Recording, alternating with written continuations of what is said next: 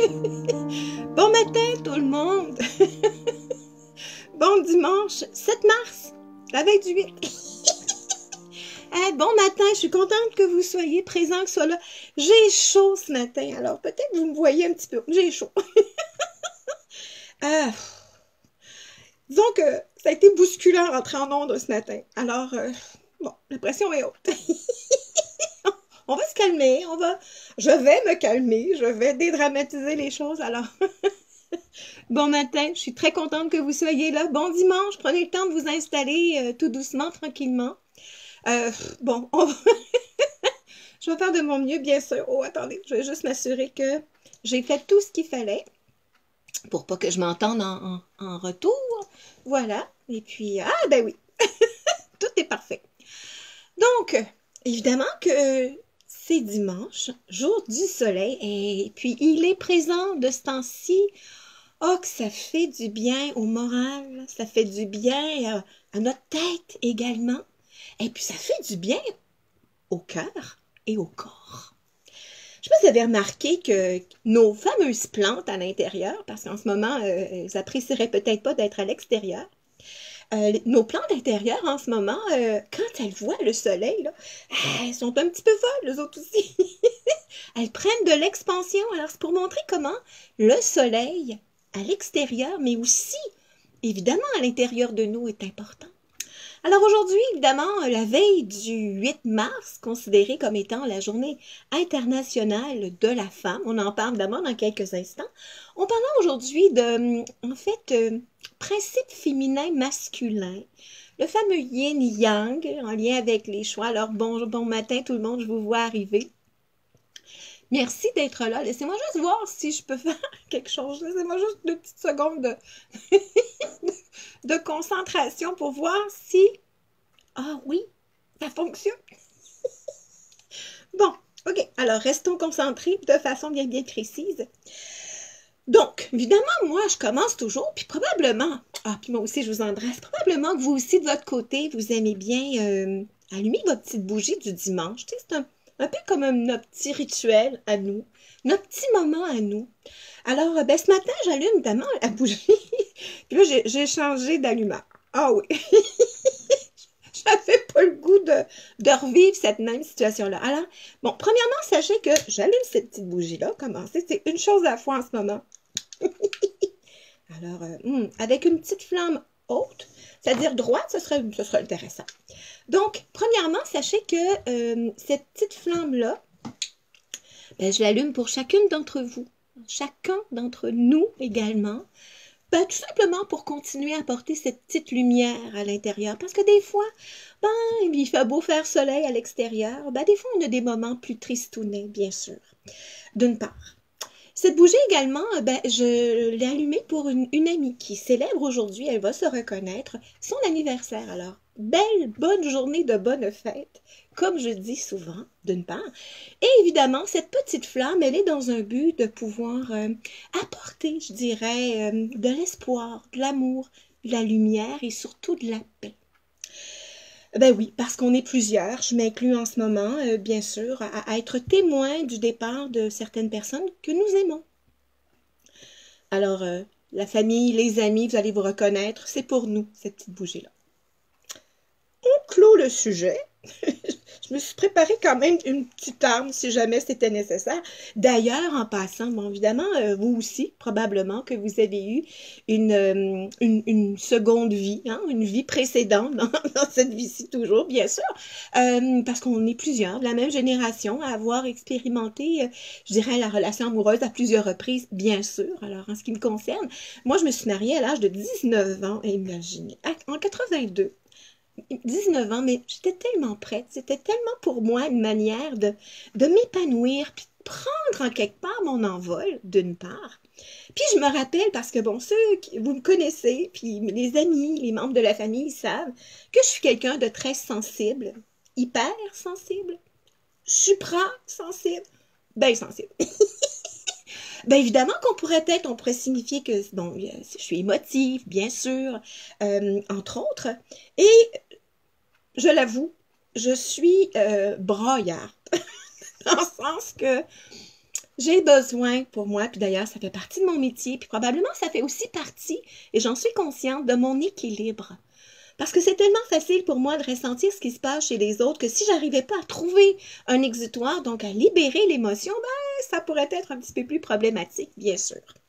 Alors donc, quand je me suis mariée, il y a longtemps de ça, là, parce que, bon, ça fait longtemps. Donc en 82, je me rappelle l'avoir placé dans, j'avais un, si vous vous souvenez dans le temps, là, on avait des chapeaux. Moi, je suis une fille à chapeau, j'aime les chapeaux.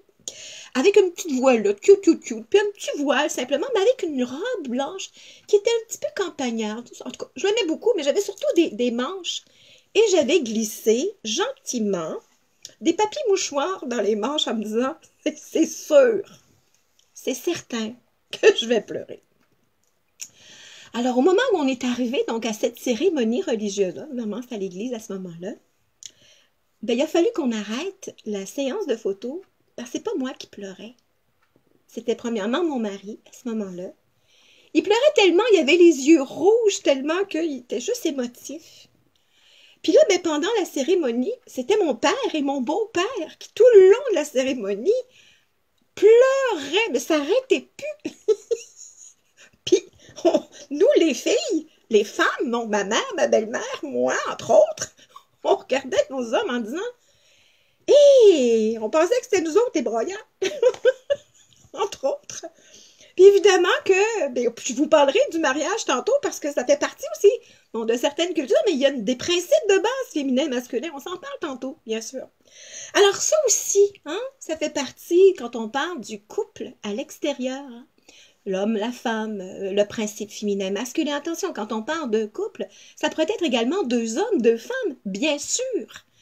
Et vous remarquerez que, ben, que ce soit chez l'homme, chez la femme, on a tous chacun de nous, un principe féminin et masculin.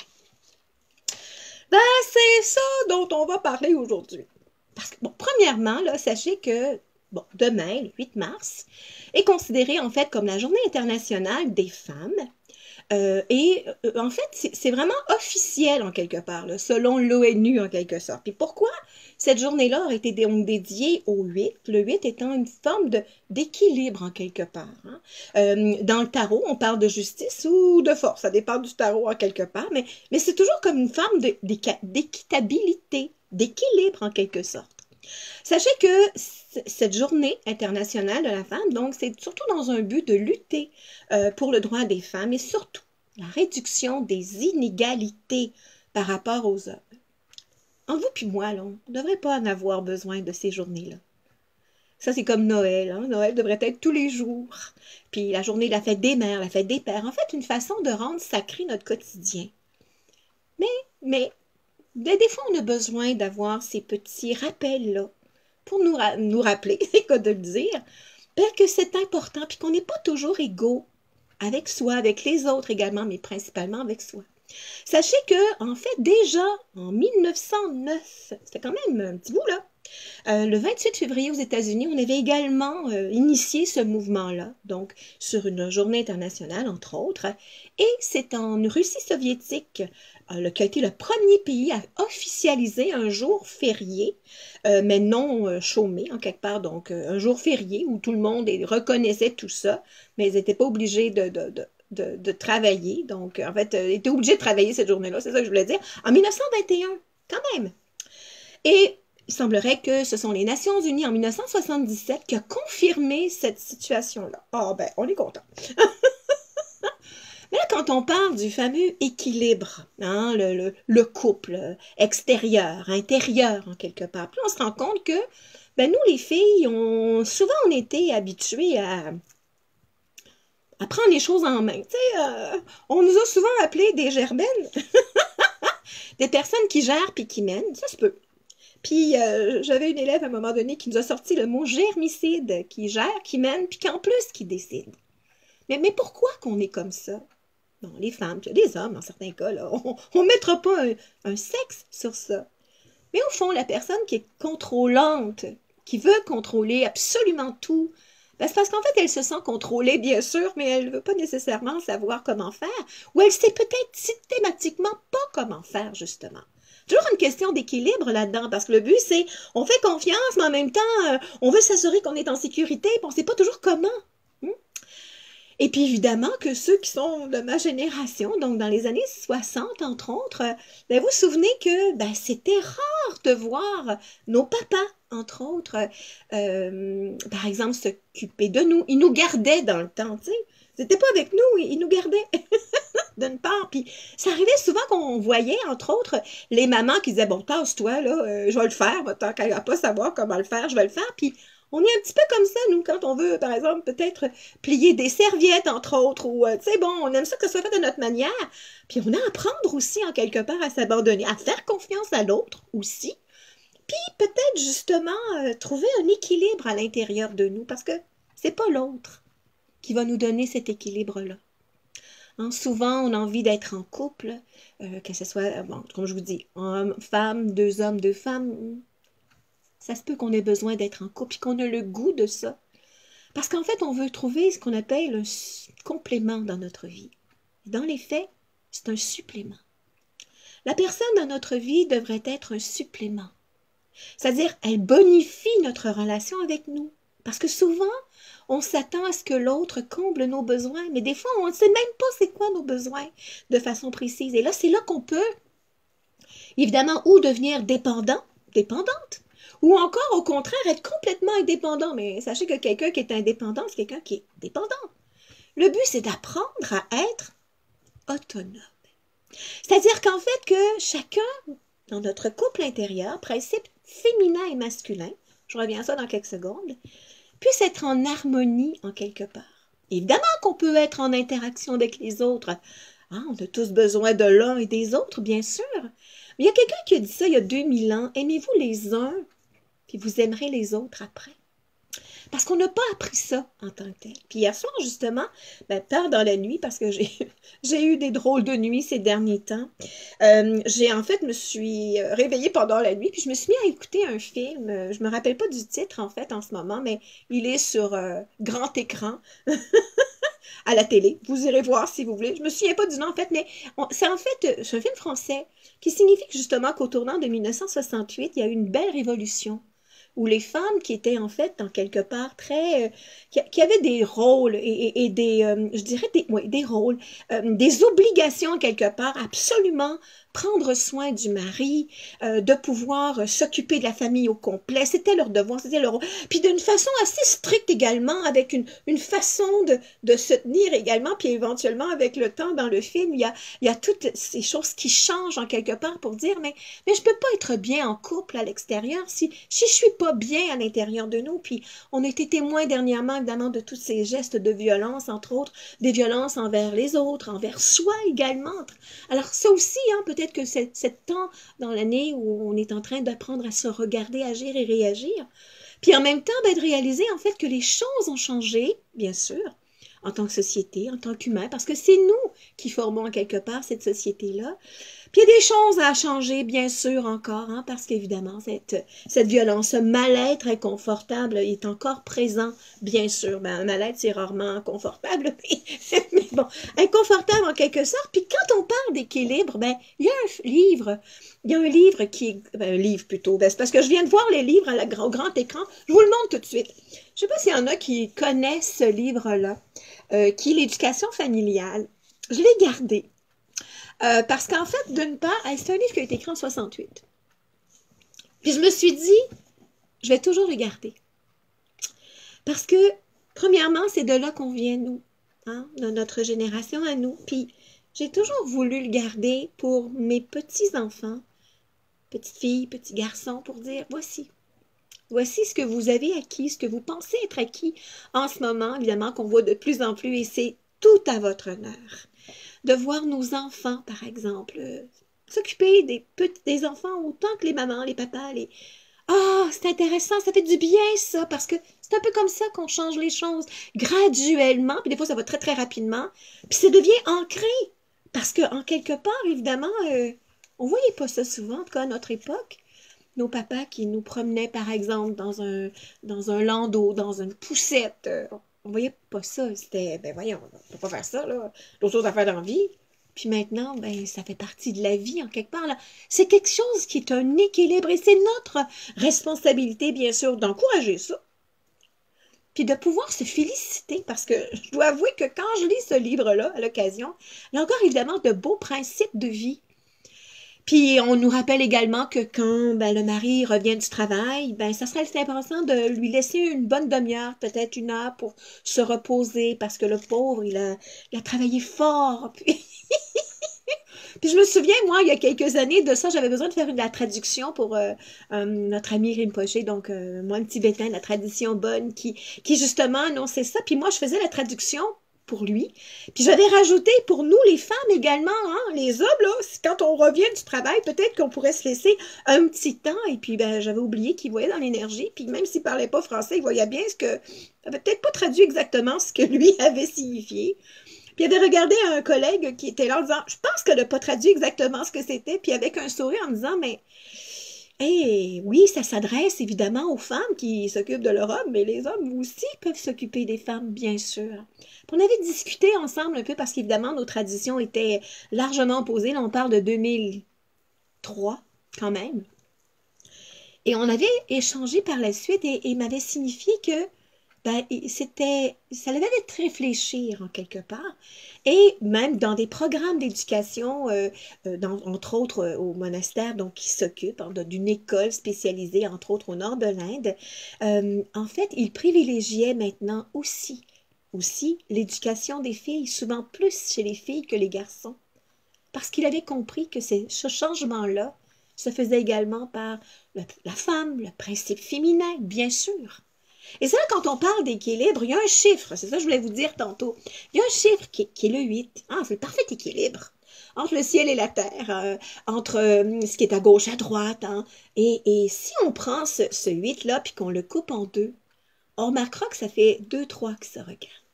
Exactement pareil, bon, du coup. Hein? Similaire. Et c'est là que cette partie féminine-là se doit d'être en harmonie pour permettre à ce que la partie masculine soit en harmonie. On ne parle pas de sexe, là. On parle de principe féminin que nous avons tous à l'intérieur de nous, qu'on appelle le yin et le yang. On ne dit jamais le yang puis le yin.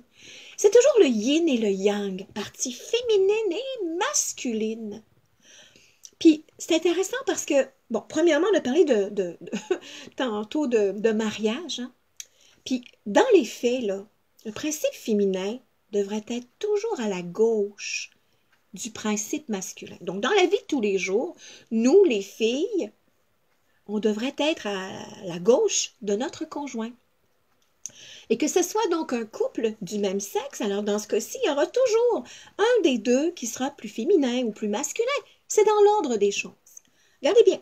Ben, peut-être que vous le verrez bien, puis peut-être ça va être en inversé, là. Mais ceci dit, ça c'est le mariage, donc on a célébré il y a près d'11 ans maintenant, je dirais un mariage symbolique, où justement, ben, je ne sais pas si vous me voyez, mais en tout cas, je suis à la gauche de mon mari. Ou de mon amoureux, ou bon, à la gauche. Et ce qui est intéressant, c'est que, et ça faisait partie du cérémonial, parce qu'évidemment, c'est toujours notre ami Nima Rinpoché, donc du Tibet, qui était ici, exceptionnellement au Québec, qui a uni, donc qui a béni cette union-là, en quelque sorte. Et puis, quand on est arrivé, moi, je suis arrivée, donc on était dehors, à l'extérieur, en fait, et ma fille était sur ma gauche, mon garçon était sur ma droite, et je suis arrivée, donc, en avant, et puis, bon, Denis, qui est mon conjoint, qui est arrivé également avec ses 2 enfants, dans ce cas-ci, c'est 2 gars, donc c'est aidé s'installer et au moment où on a fait l'échange des colliers, parce que c'était sous la tradition indienne et tibétaine, on nous a fait changer de côté. Alors automatiquement, j'étais devenue à la gauche du mari ou du conjoint. Principe masculin à ma droite et moi, principe féminin à sa gauche. Puis remarquez-les, dans les traditions bon, catholiques, entre autres, je ne sais pas si c'est dans d'autres cultures, mais je sais que les cultures asiatiques, au Moyen-Oriental, entre autres aussi, sont beaucoup dans ce principe féminin-masculin-là. Mais nous, là, par exemple, dans la tradition, moi, comme là, dans 1982, quand je me suis mariée, ben, je suis arrivée donc à l'église, bon, avec mon père qui pleurait, là, mais mon père était sur ma droite. Hey, ça, c'était parfait, c'est excellent ça. Là, on a marché dans l'allée pour se rendre jusqu'en avant, là. Puis là, bon, il y a eu la cérémonie. Puis là, ben, ça a pleuré en masse du côté des hommes, entre autres. Bon, et au moment où on est célébré, là, on est mariés plutôt. Puis on fait comme, OK, là, c'est beau. Vous êtes mariés, vous pouvez vous embrasser, c'est beau. Qu'est-ce qu'on fait? On se tourne, on fait un 180 degrés sur nous. Alors, quand on sort de l'église, là, on est sur le côté droit de l'homme. C'est déjà hors principe. Alors, est-ce que ça se peut que ça soit pour ça qu'on soit si contrôlantes des fois, nous, les filles? Est-ce que ça se peut que les gars, à un moment donné, on a dit, ben, hein, faites quelque chose de votre vie, là, dynamisez-vous, proposez peut-être certaines activités, peut-être qu'on a envie que cet équilibre-là soit mis en place. Alors, dans la vie de tous les jours, là, regardez-vous aller. Observez quand vous prenez les photos, par exemple, quand vous vous asseyez au restaurant, ben, un jour, on va pouvoir y aller, là. Vous, en zone orange, profitez-en pour nous. Ça pourrait être, par exemple, en famille, comment on s'assoit l'un à côté de l'autre. Et ça, c'est quelque chose que nous, on fait attention dans notre vie de tous les jours. Ça a l'air de rien, quelqu'un me dirait, bon, franchement, c'est anodin comme exemple, mais sachez que si vous changez juste des quelques petites habitudes dans la vie de tous les jours, vous allez vous rendre compte qu'il y a une harmonie qui se met en place. Et si on avait à mettre une référence, par exemple, dans le tarot, bon, vous savez, là, moi, je suis une fan de tarot, j'aime ça, parce que je trouve que il y a tellement de belles, de beaux principes, de beaux enseignements au travers d'une image, entre autres. Et sachez évidemment que le tarot a souvent été mis à l'index, donc a souvent été condamné par certaines traditions, entre autres, religieuses. Sachez que la carte qui représente bien le couple intérieur, tadadam, ben c'est le chiffre 6, qui est en fait l'amoureux. Bon, l'amoureux dans cette carte-là, c'est Hansel et Gretel. Bon, laissez-moi vous expliquer en quelque part. Bon, premièrement, on voit en quelque part une espèce d'oiseau qui est au-dessus d'eux et qui a une espèce de cœur en disant, bon, ben, voici, qu'est-ce que vous choisissez? Parce que, évidemment, l'amoureux, c'est une carte, je dirais, de choix, bien sûr, du couple, mais c'est principalement de choix. Évidemment que si on n'est pas bien ensemble, individuellement, on ne peut pas vraiment être bien en couple, bien sûr. Alors, sachez que Hansel et Gretel, évidemment, c'est en allemand. Hansel veut dire Jean.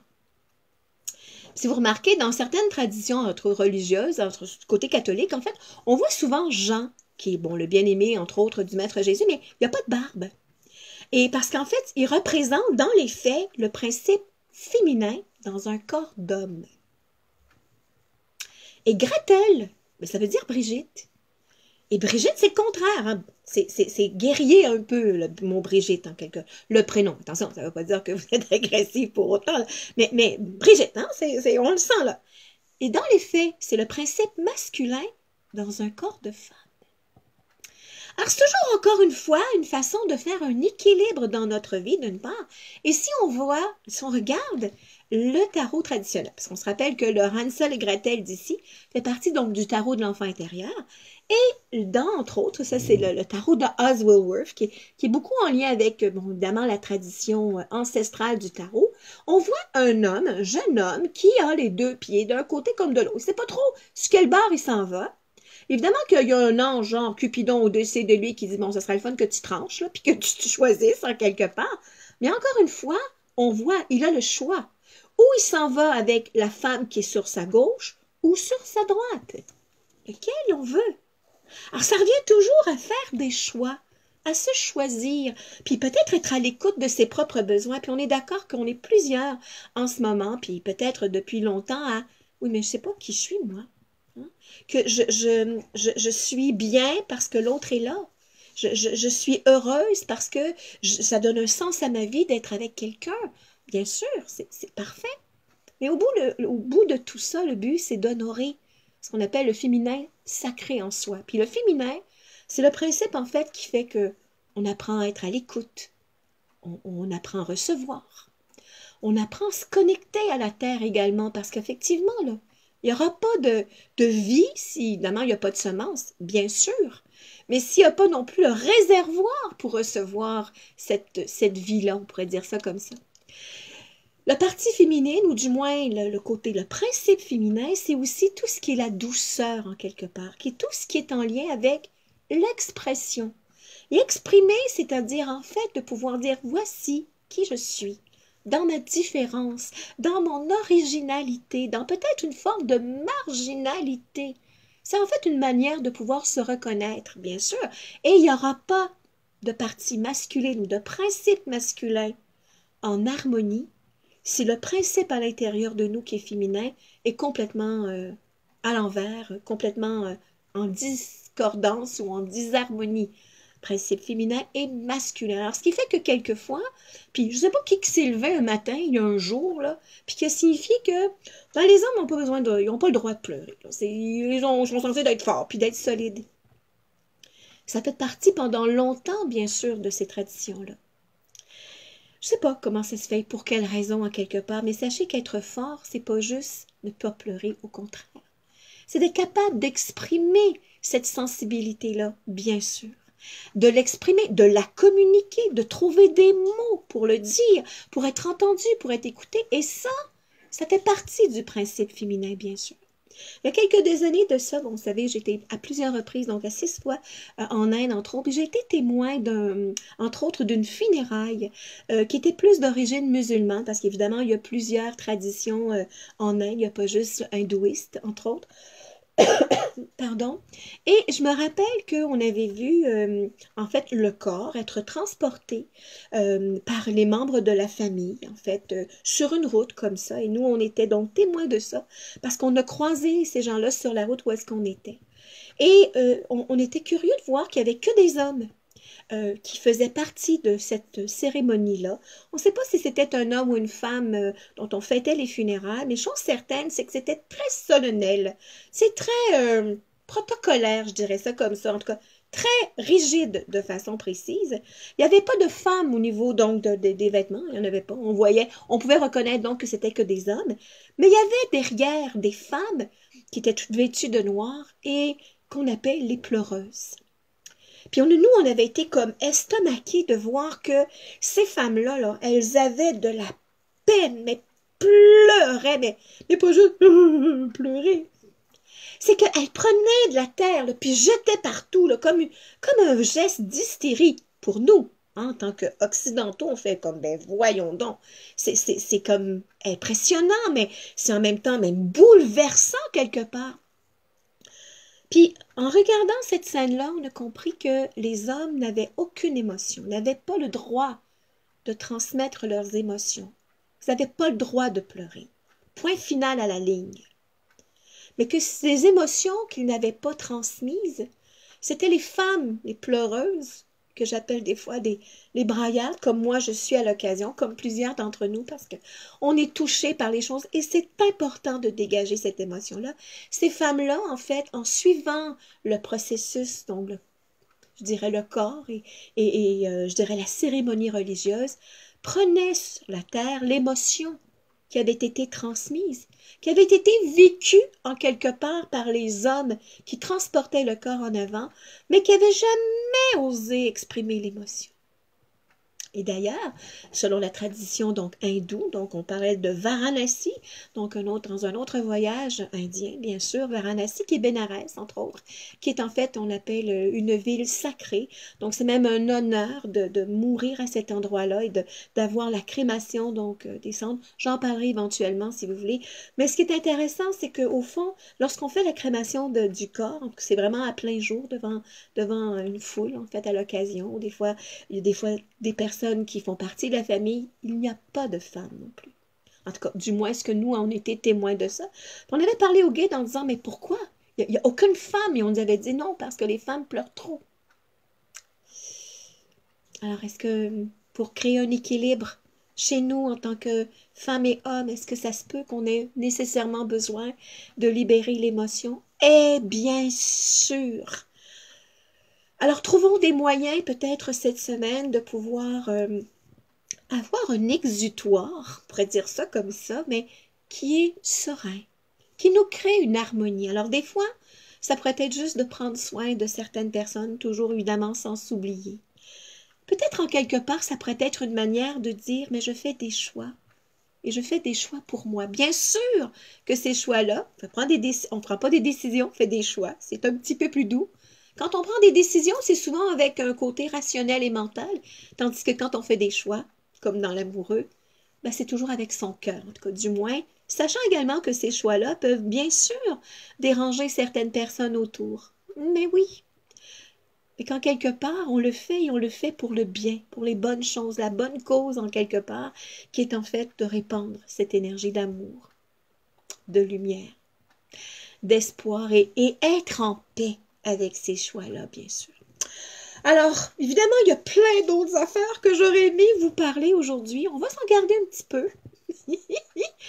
Par exemple, par les gens qui sont gauchers, gauchères, on en reparlera un peu plus tard si vous permettez. Sachez toutefois, puis on finit avec ça si vous voulez bien, que évidemment qu'on a ce qu'on appelle le principe féminin qui est en fait au niveau du corps, le côté gauche du corps physique. À partir pas mal de cette région-là. Donc, à partir de la bouche ou de la gorge, en fait, côté gauche, c'est le principe féminin. Donc, associé, en fait, à la partie, évidemment, on le dit féminine, à la mère, ça peut être au niveau du passé également, apprendre à recevoir. Alors, quelquefois, quand on se blesse dans cette région-là, ben, on a peut-être à apprendre à recevoir ou à quitter le passé, parce que le côté gauche du corps physique représente également le passé.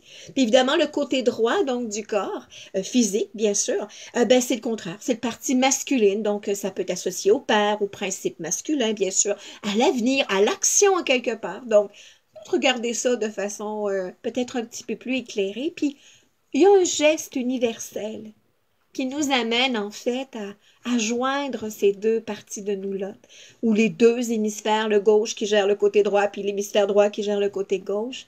Un geste très, très, très simple. Il y en a un qui est joindre les deux mains ensemble. Ça peut être évidemment au niveau du troisième œil pour pouvoir amener cette énergie-là et avoir une vision plus claire. Ça pourrait être également à la hauteur du cœur, puis Dieu sait qu'on le fait souvent quand on fait une prière, quand on salue quelqu'un, évidemment. On a souvent, pour ceux qui connaissent un peu le terme de namasté, namasté étant « mon âme salue ton âme », entre autres. C'est une manière de saluer. Mais il y a aussi le principe de applaudir. Applaudir! C'est dans un but de pouvoir faire éclater cette joie, cette reconnaissance en quelque sorte. Alors, ben cette semaine-là, aujourd'hui, demain, applaudissons pour ce qu'on a fait. Être content, être heureux, être satisfait de dire, ben j'ai passé un grand bout de chemin. Puis, ben il y a une nouvelle avenue qui s'ouvre à nous. Printemps s'en vient, bien sûr. Hein? D'ici 2 semaines, officiellement, il sera présent, il sera là. Alors, laissons monter peut-être des images, peut-être des projets, peut-être ce que vous avez envie de créer pour vous, juste pour vous, parce que c'est un choix que vous faites. Et on est tous là-dedans en ce moment, à apprendre à se choisir avec les yeux du cœur, avec amour, bien sûr. Alors, c'est là qu'on fera notre « c'est super »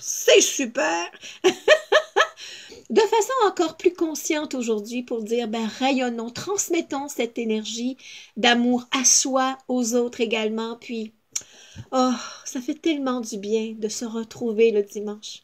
Merci d'avoir été là aujourd'hui ou d'être présent, donc en direct ou encore en différé. On aura sûrement, évidemment, la chance de se parler dans les prochaines semaines bientôt. Ça fera déjà 1 an que ces capsules-là ont lieu.